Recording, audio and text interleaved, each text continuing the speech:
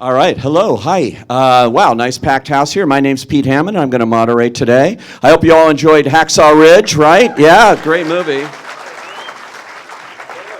All right. Let me bring them out right now. First of all, you just saw him. He just played Smitty in the film. Please welcome Luke Bracey.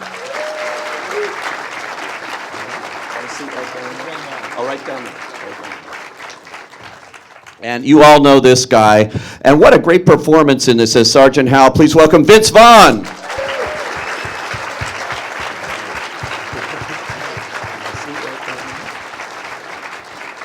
And this is not his only film this season. He's also in Silence, which is coming out in a couple of weeks.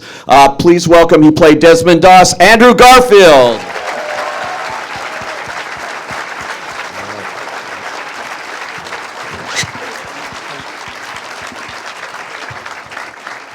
And the director, Mel Gibson.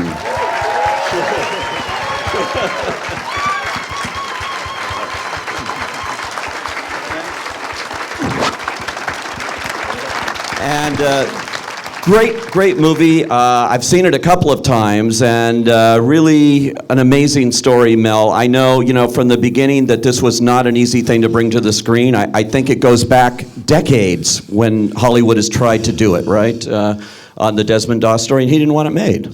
No, I mean, the man's life rights were his rights, and he didn't want to give them away easily. He was a very humble guy and didn't want to see a movie about himself.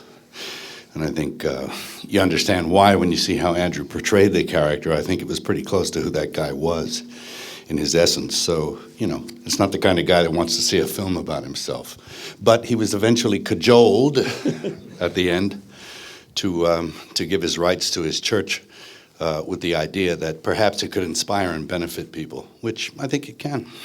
It definitely can, too. And, at first, I think Bill Mechanic came to you a couple of times to do this, and you didn't do it at first. But what was it that finally got you on board here? Well, I think, you read things in different ways at different times in your life, and I think perhaps I read it too much with my head, and you really have to sort of look at it with your heart. And I think that's what I did on the third occasion. It sort of hit me, and I was very moved and inspired by it. And I thought, upon reflection of the story, that I might be able to do something with it and bring it to life and enhance it somehow on film. So, that was good enough reason for me to go to war. Well, it certainly worked. I should congratulate you. It's just been named one of AFI's top 10 films of the year, the American Film Institute yesterday.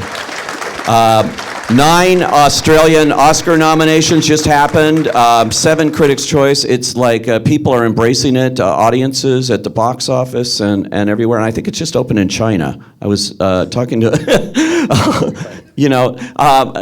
what is it about his story that's so connecting to people? Because this is a story I've never seen really before, a conscientious objector going into the worst place you can ever imagine like that. And almost, I think there's a lot about his story that you couldn't put on the screen. Actually. Well, that's true. I mean, what he achieved in his life was beyond what we could do here. I mean, you wouldn't have believed it. Yeah. I mean, there were things he did. It was like Python-esque. It was like, come on, it's the Black Knight scene. But, jumping off the stretcher after he had shrapnel and treating somebody else and then crawling 300, it's like, he really did those things. And he really did step on a grenade to save his buddies and stuff, So, the guy was amazing. But I think it's the juxtaposition between what and who he was and the place where he showed it, It was like, I often say it was like making the film was like taking a Norman Rockwell painting or taking the characters out of a Norman Rockwell painting and dropping them into a Hieronymus Bosch. Let's talk about these guys here and the rest of the cast. Great casting on this movie. And how did Andrew Garfield come into the picture in terms of your casting of Desmond Doss? Because once you see him do this, you can't imagine anybody else doing this role. No, phenomenal. And maybe he should tell you. I know he heard at the same time as you talking. All right, Andrew. That was Mel's way of saying I don't want to fucking talk anymore. I read the script on a plane. I cried a lot, and then I heard that Mel was directing it, and I thought, well, there's nothing wrong with this picture. It is one of those rare things. I don't know. As an actor, I find it much easier to say no than to say yes, because I can imagine someone else doing a much better job usually. And not to say that I can imagine myself doing a good job. That's not what I mean. I think my longing to know this person and to play this person and to be a part of telling his story outweighed my own self-doubt about my own abilities. So it was really one of those moments where I said, "Oh fuck, I have to do it if they let me." So that was really it. And then it's the perfect story for Mel to tell. It's a visceral story of what the human spirit is capable of, and it's also. And Mel says this in a very eloquent way. He sees it less as a war film, but he sees it more as a love story, and I concur with that, because in the midst of the hell and the inhumanity that man can do to his fellow man, there is this embodiment of love that's not only healing his own men, but he's healing the enemy. He doesn't understand the concept of the word enemy in this hellish situation. This is a story of a man that I would say it transcends, but actually I think he gets underneath. He gets underneath the illusion of separateness, the illusion of right and wrong, the illusion of the absurdity of war, and somehow managed to access a place within himself where he just wanted to serve his fellow man, no matter the skin color, no matter their race or which side of the argument they were on. He saw every single person's life just as valuable as his own, and in fact then sacrificed himself over and over again in order to express that undying love he felt for his fellow man. I mean, that's a remarkable example in the moment we're in our culture of true self-sacrifice and of living a life of true service, not of self-aggrandizement and not waving a flag and pointing at yourself, going, look how great I am. It's actually going, operating from that deeper place. I know there's a lot of actors in the audience, and it's interesting because I know you came straight from playing a 17th century Jesuit priest in the Martin Scorsese film Silence to this. And how do you take yourself out of another character and put yourself into this? Did you have a lot of time to research it? I know there was a documentary with him. Yeah, I had about 4 months in between, 3 or 4 months in between, and in fact, I think working with Marty on Silence was a good foundation for me to show up in as full as I can for Mel and for these guys and with them, And I think, to be honest, it's really about the fact that I got to work with Mel and these actors and all the actors that aren't here, and an Australian crew that was so devoted to this story. There was a magic around Desmond because he does inspire everyone to be their best selves. And I think that was contagious throughout all of us. And I think we all just wanted to honor him and his story. And it's a real testament to how Mel cast it and Mel himself and Bill Mechanic, really. But it was a kind of seamless transition for me because everything was just there. We could all just show up. Everyone cared so deeply. Now, Vince, you're terrific in this film as Sergeant Hal, and yes, you can applaud that because although we've seen you do all kinds of things, people think of Vince Vaughn with all those great comedies you've done, and you bring some of that here, but it's a great character. It's a different kind of direction, I think. Yeah, it was definitely fun to play the part and to work with. Mel's one of my favorite directors. I've always loved all of his films. That Apocalypto movie, to me, was like pioneering and something that kind of blew my mind. So I was really excited to work with him and get a chance to do it. And like Andrew was saying, all the crew was great and the cast. Everybody was there and committed to it. And what I liked most about the scenes I had was it kind of makes me laugh because there's the presenting of one thing, but you're really doing a lot of other things under the surface of it. It's kind of like, parents or like teachers would do that sometimes, where they make it like they're being your friend, but really they're kind of humiliating you and embarrassing you, you know? So it's like that mean kind of coach. So it's interesting because there's a real friendship, I think, early on. Your character's laughing, and I kind of am, you know, getting closer to you, and at first it feels like, you know, he's laughing a little bit, but they're actually forming a bond. Like, I'm kind of ribbing him, but, you know, in a way that says that you're endearing yourself to me. So I think the betrayal is so much stronger than for your character. When I then do turn, even the speech that I give about the Constitution, I'm letting everyone know that we have to protect him because of it, even though he spits in the face of it and he'll let you die on the battlefield. This is what we have to do. So you're sending a message, you know, underneath what's being said. And a lot of the scenes were really that way, where there was layers of what you were trying to communicate underneath what was being presented. So that's always fun as an actor to get to participate in scenes like that. Now, is he based on a real person, or what was the background here? I think he's a combination of a few different people. There was a sergeant and different things that happened from a few different groups of people or individuals kind of combined to be the character, I believe is the case. Luke, as Smitty, people may be surprised when you start speaking here, but you're Australian. And, you know, so how did this role come about to you, and what was it like for you to work in the midst of war here, as it was? For me, I think it was the first script I read last year after I come back from Christmas break in Australia. And, I put the script down and called my agent and said, I'll play a tree in this movie. Anything, if I could just be a tiny part of this film, I will be very, very satisfied with what I've done with my life. So that's kind of how I started. And then I put down a self-tape, I think, for Mel, I think. And then I was supposed to go sit down with Mel and have a meeting with him. And I was terribly sick. I couldn't get out of bed, and I actually waited till the very last moment before I cancelled the meeting. And I had to cancel the meeting, and I sat in my room depressed for the next 2.5 days, just thinking, I can't believe I couldn't go to that meeting, and I'm not going to be able to make this film. I was just beside myself. I was so depressed. And then I get a phone call on the Monday. He goes, "Hey, Luke, it's Mel." I went, "Gibson?" "G'day, mate." "How are you?" And Mel and I chatted for about 45 minutes or an hour, kind of just about World War II. I'm a big history buff, actually, and so Mel and I, we just kind of chatted about different stories we'd heard throughout the Pacific and the war and all that stuff. And at the end of the conversation, Mel goes, "All right, I'll see you in Sydney." I went, "Oh, epic." I think, okay, cool. I think I got the job. And then just spent the next, I think I had about 6 weeks, and just spent the next 6 or 7 weeks just working my bum off, head down, working on my accent, working on the character, just making sure I rocked up to work with all my T's dotted and I's crossed.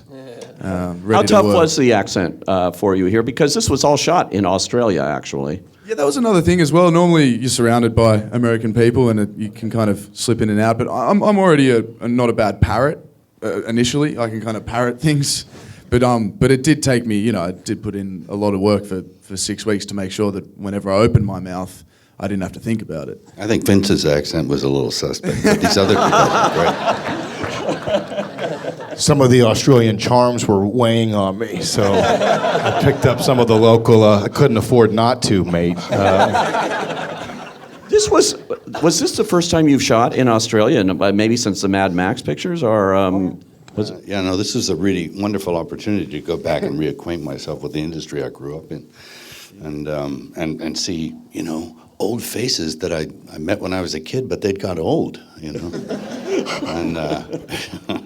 they were kind enough not to remind me that I had two. But yeah, it was a great thing, and the crews and the whole experience was pretty good, and it wasn't an easy shoot. I mean, we're in the world of independent film now. So you have less time and less money to get something good, and so it isn't the good old days anymore. You gotta really get down and boogie, and that crew down there and everybody in Australia and Andrew and Vince, and they were all up to the task, and we all went and got it. We snatched it out of the jaws of poverty. So yeah, the battlefield was like 100 yards long, and 75 yards wide. That's all it was. It was like no bigger than a football field, smaller.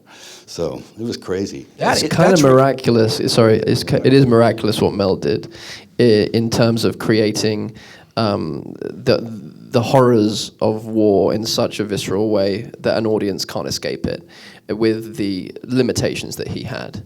And he was freaking out constantly that he wouldn't be able to achieve what he knew he could. Right. But somehow, with all that freaking out, he managed to transport us as an audience, I think, into the true horrors of, and in order to honor those that have sacrificed their lives and those that have come back with those emotional scars and physical scars. I think it's a testament to him as a soul and as a filmmaker that he did that. It's actually extraordinary when you think about how much this movie cost, which was virtually, I think it's 27 million Australian, which is maybe... No, it was 27 US, but once you get soft monies involved, you know, you got rebates. This is where the government down there was so helpful. Wow. And then the exchange rate, you know, at the end of the day, I think it was like 40. But it's a lot of bang for your buck, you know. There's a lot of bang for your buck here. And the war scenes, the battle scenes alone, my God. This movie, first of all, is like two movies in one almost. It's almost like Frank Capra meets, I don't know, Raoul Walsh and all these great directors that did all these gritty war movies, even during the war, I thought. And you know, and to mix that and to make that work in tone and everything else is not easy. But just the battle sequences alone, as you say, really put the audience in the middle. I thought my wife would not go see this movie in a million years. And she did. She came with me, and I said, you know, I've seen it. This is my second time. It's got about an hour of, you know, she doesn't like violence. She wants to see it again, which is astounding, you know. And I think you've probably found that a lot of women really respond to this movie, too, in a big way. Yeah, I think they do, because I think it's not just mindless violence. I think it has a purpose. I think it's appropriate for the subject matter. And I think, as Andrew said, and as I've always said, it's not really a war film, it's a love story. You know, that just the whole tone of why is, it transcends, or it goes beyond the act of, you know, man versus man, you know, that sort of hell that the war or some circumstances can turn most people into animals. There's someone in there with the spark of something, and he's the highest version of what we can be in the midst of that hell. So, you know, I think that resonates, I think. What was it like for you guys in the midst of that battle? Because even though I think there's a little CGI in it, this is mostly the real thing. I mean, this is the way they used to make movies. And what was that like being in the midst of those scenes here? Vince? Or, yeah, go ahead.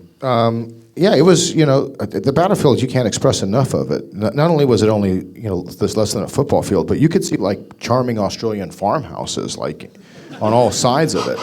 It's crazy that it looks that vast when you see it. It was really well done. I think that we had a really good design team, obviously, but it just wasn't a lot of space to do it. But in the actual filming of it, these guys were great. Andrew was, you know, both fully immersed in character and also very easy and fun to be around, and same with Luke, and we had a nice time, and I think we were also committed to there was a meaning behind the movie, this guy's life, that I think was contagious, as Andrew said, and not in a earnest way, but just in kind of an inspiring way. So I think that when you see the battle sequences, Mel's like a coach. You're really aware of who's where and what play you're running, and at the same time, it's, you know, 100 people having to kind of do this exact correct thing at the right moment, or like a dominoes, it'll fall. So you were really focused on getting your part of it done, and, you know, really going all out and doing that, and that was really the sentiment for everybody. We were all just,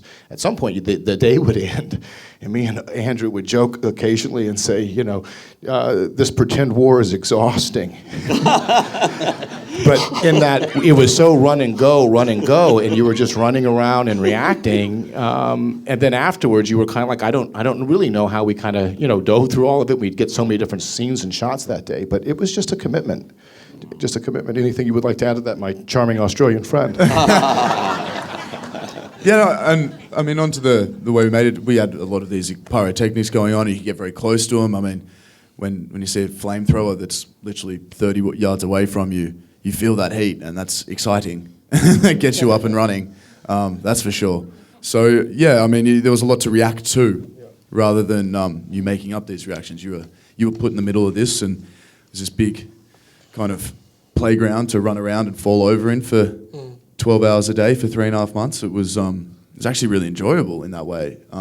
Felt like you earned your money at the end of the day. And Came home with a few bruises. And all the other young guys, not enough can be said about the love and the bond between the battalion, led by Vince, and Luke, and ultimately Mel, and these great young Australian actors that were so devoted and so kind of just that first job feeling of everything's ahead, and that again was a contagious energy for everybody. And I think without that love, one of the most moving scenes in the film for me when I watch it is those 5 guys in the foxhole after the first assault, and they're naming the names that didn't make it. And the names are just plucked out of the air, but you somehow know those men because of the way they fill the names with how they say the names. There's such reverence, and there's such tragedy and absurdity in that scene, and also not enough can be said about the extras and about the stuntmen who were beating the crap out of each other off camera, so that Luke, Vince, and myself could feel like we were in Okinawa. They were literally just like strangling each other and like spitting in each other's faces, just loving it. And it's like, but that's again a thing that I think it's a thing that Mel engenders in everybody, as Right. I meant that as a So compliment. inspiring. I meant as a compliment. He makes everyone want to give their all the time. Because he's constantly pouring out his blood, sweat, and tears into the making of it. So he leads by example in that way. Don't take that the wrong way. Well, you're working with a guy that's made a few movies as an actor, so that I think he understands what you're going through too. And I loved your story, Luke, about missing that audition or missing that meeting and then getting that phone call, because I think that comes from somebody that's been there himself. Yeah, it was really sweet. He's a sweet man. No, but his tape that he sent me was really good. But and the other thing is he looked like, that's the kind of guy I want him to be, the full-on, Steve McQueen kind of hero guy, and it's just to turn that whole thing on its head, And by the way, all 3 of these guys, they're champions with what they did. I think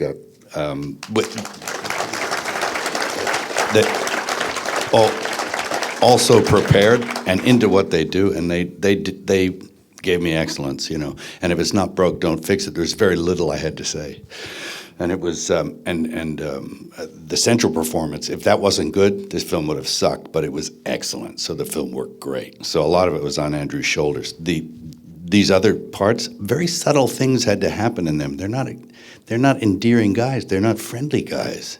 They're not nice guys. But I think you love them anyway. And they were able to sort of have this very subtle shift through the whole thing, where they became something else, something deeper and 4-dimensional, 3-dimensional. So hats off to these fellas. Now, they've written some questions on cards, which I'm going to get to, but I want to ask about one other actor in this movie. I think his name is Damian Tomlinson. And what an extraordinary story. And maybe, Mel, you can tell, or Andrew, about him and how he came to be a part of the picture. Well, a pair of us could talk. Damian was, I got a picture of this guy, and they said, he wants to be in the film. I said, who is he? He says, he's an actor. I said, yeah, he can come in. He says, well, he's got no legs. And I said, oh. Well, what happened to him? And he said, well, he's an Afghanistan vet with the Australian Army, right? And he had his legs blown off. And I thought, well, there's a part in here for a guy who gets his legs blown off. And I talked to Damon. I thought, we'll put him in the barracks and stuff, and he can wear his prosthetic. So you see him all through the first half of the film, walking around and hanging out like normal. And then, when the time comes for him to take his legs off and reenact the kind of thing that happened to him, he did like a prize job, and he approached it with a lot of trepidation. And I thought, I started to feel like maybe I'm not being responsible to this guy's feelings, or I hope he doesn't flip out, because he's got a reasonable amount of PTSD, as many servicemen do, and he found it. He approached it with some fear and self-doubt, and You know, all the things that one can only imagine that are going on in his head. But having done it, he found it, yes, cathartic, but therapeutic, and he was just elated, and we were all elated. I thought he did a great job. It's so powerful. Andrew, what was that like doing that scene with him? Yeah, I mean, it transcends telling a story, transcends making a film. When you get to be a part of a moment like that, where you get to be a part of someone's healing in the most, I don't know, unexpected way. It was a gift to us to be present for that for him, and his fiancée was there. They had just gotten engaged like 2 weeks before, and she was there just off camera. So if something was, if he needed to exit, and Mel's, Mel is a good dad. You know, he takes care of everybody in that way. So I had no concerns that if things got too hairy, we would shift gears and change, because we just had total faith in Mel. But yes, he was so devoted. He so wanted to be there, and he, I hope, and I think he feels this way, that the film is a good devotional piece for those that serve and for those that get wounded, and in whatever way they get wounded. So Definitely is. Now, Elizabeth Carr. Where's Elizabeth Carr? Right up there. Hello. This is for Mel. What's your rehearsal process with actors before shooting starts and on the day of a particular scene? Right. Before shooting starts, it's mostly a question. It's luxurious to have rehearsal times in independent filmmaking. Not everybody was there. I think we kind of sat and talked about stuff a wee bit. Not as much as I would like to have, you know. We sat, I think, together on a couple of occasions, but mostly it was like one-on-one beforehand. But once we got into the work, you'd do it as we went on the set, you know, and talk about it. And everyone came, look, these fellas came prepared, so I was like spared a lot of hassle. You know, I didn't have to do a whole bunch, but to actually sit around and talk about it before we go. We would even look at scenes, and if it wasn't working, we'd stop and run away and rewrite them, and then come back and do them, you know, an hour and a half later, you know. So you have to be adaptable. And another Elizabeth. There's a lot of Elizabeths in the audience today. Elizabeth Irvine. Irvine. It's a nice town. Oh, okay, I don't know. Anyway, her question is also for Mel. Which shots were the most challenging, and which scenes took multiple cameras? Oh, okay. Boy. Well, we had 3 and sometimes 4 cameras. We had challenges in that, you know, the farm where the battle was not attached to that massive cliff. You know, that was like a couple 100 miles away somewhere else. So we, you know, the production design guys and special effects made it look like they were in the same place. So, you know, we had those kinds of challenges to get around. And then I think everywhere in the battlefield with all those explosions and the placement of cameras and the logistics of who needed to be where, when, to take advantage of all the pyrotechnics that we had and make it look like it was just by chance, it was all very difficult shots. Yeah, there were some tricky ones for sure. We had things on cables with wires, you know, flying over the battle. You know, my son was one of the camera guys, and he got one shot that blew my mind. And everyone thinks it's CGI, but it's real. And it's that shot of that guy blowing out of the flames right at the camera. You know, oh wow, it looks fake almost. It's not. And one of the stunt guys got lit up. Oh, and let me take a second to mention the second assistant, the second unit director here, a guy called Mick Rogers, who did a phenomenal job, you know, because you can't be everywhere. You have to bilocate to be everywhere you need to be to get everything you need. And I think all up we had maybe 3.5 weeks to shoot all those battles. I mean, it was crazy stuff, like 19 days or something. It was crazy. And if it hadn't been for second unit, there would have been some good pieces missing. So hats off to Mickey, too. I just thought I'd give him a mention. Definitely, wow.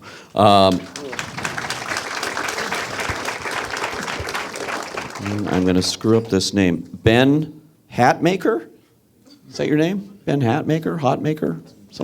named of the days when people would be named after what they did, a hat maker. Yeah, there you go. All right, this is for Andrew Garfield. Do you find that you grow as a person from studying, preparing, and playing your characters? And if so, what did you take away from this role?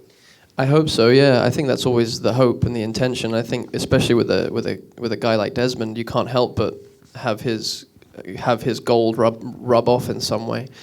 It definitely showed me that I got a lot of work to do on myself in terms of being as uncompromising as him, being as courageous, being as self-sacrificing.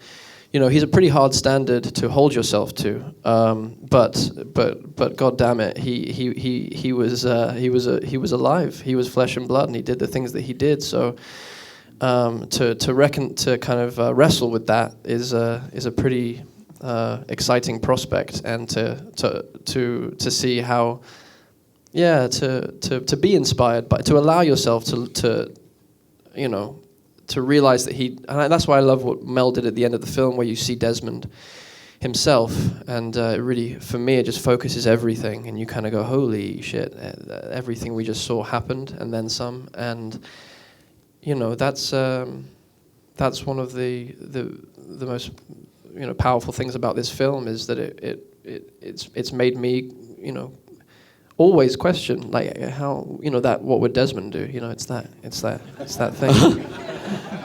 And you never had that when you played Spider-Man, I guess. No. Well, yeah, no, actually, I did actually. That's a wonderful character, and it's, he's, I don't want to get into Spider-Man right now, but like, no, I did, I did. He was my hero growing up. He was, someone struggling with being totally ordinary and simultaneously knowing he is extraordinary. That's the struggle of every young person. It's like, how do I access this the specialness of me, my uniqueness, my gifts, my genius, my whatever you want to call it. How do I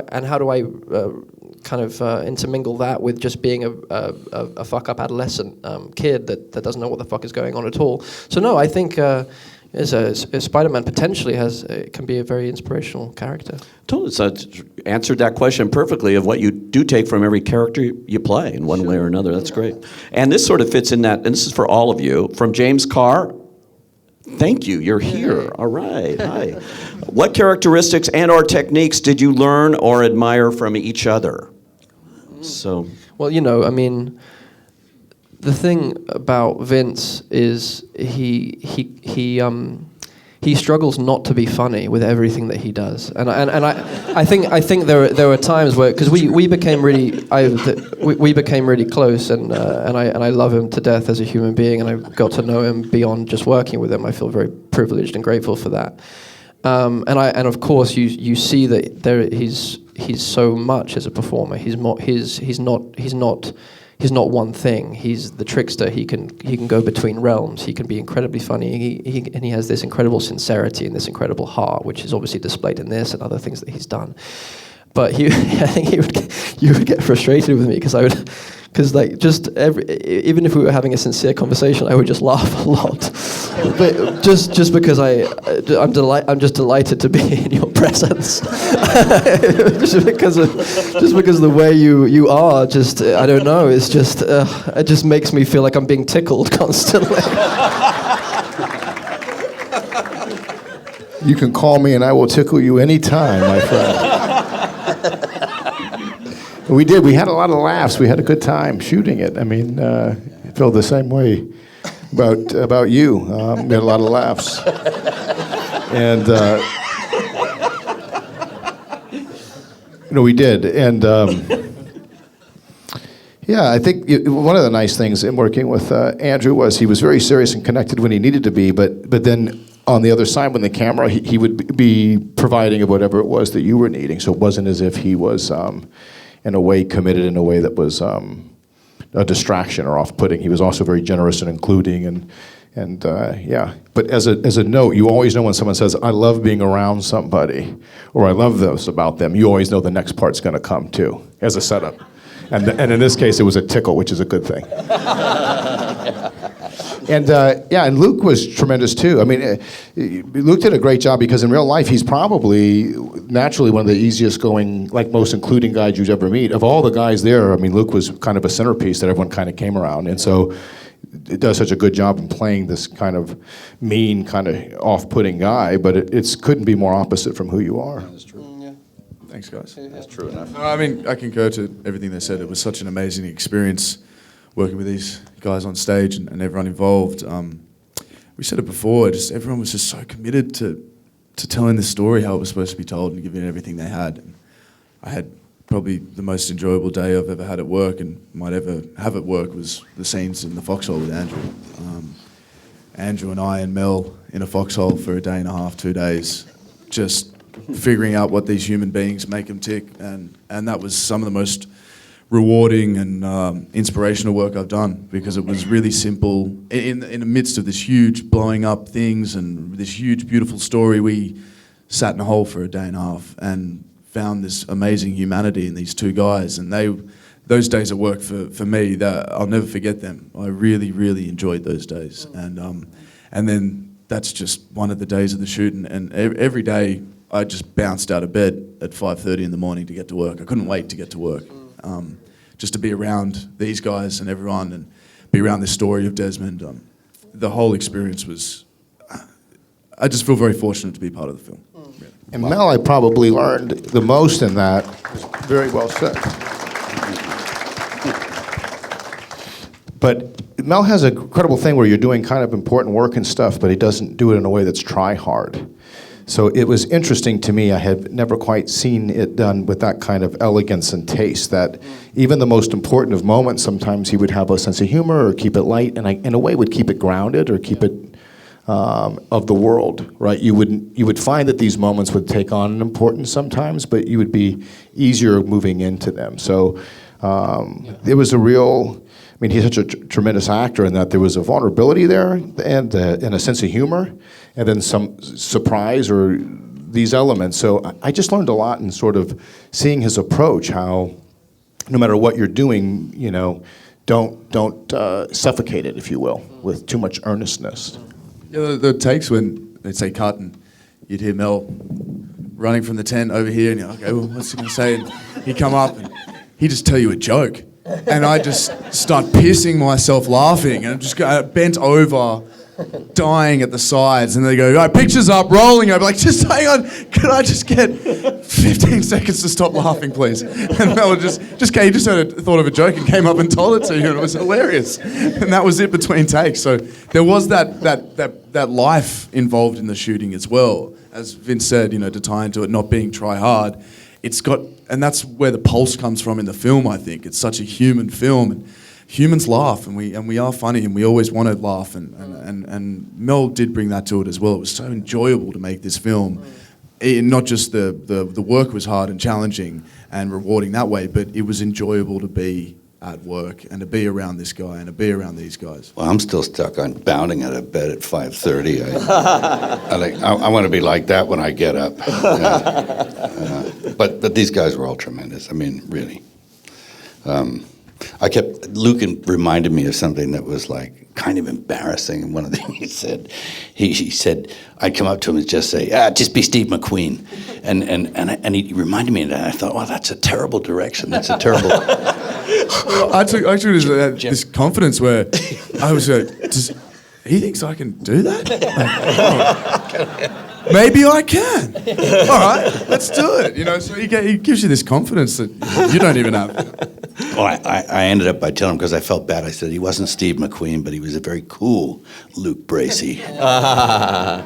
You're all very cool, and they've signaled me, so we're out of time. But I want to thank you all for coming out here today. We got it.